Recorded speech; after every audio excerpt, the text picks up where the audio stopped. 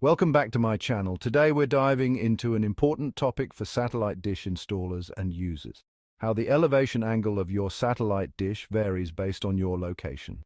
The elevation angle is the angle at which your satellite dish is pointed toward the satellite.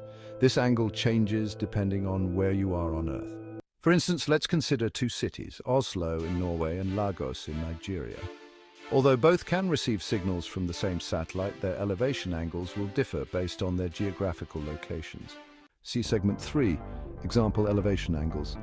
Now, let's look at the elevation angles for our example cities receiving signals from Intelsat 20 at 68.5 degrees east.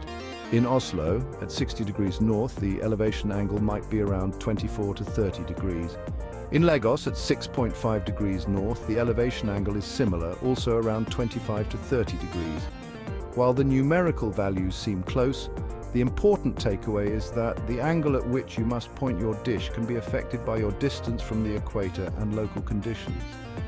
Think of it like standing on a hill and looking up at a tree.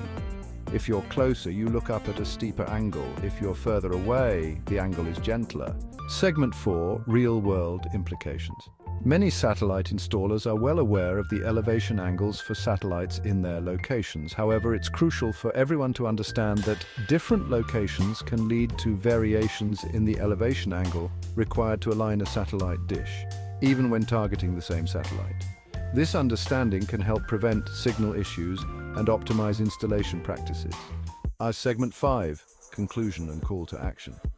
Understanding elevation angles can make a significant difference in satellite dish performance.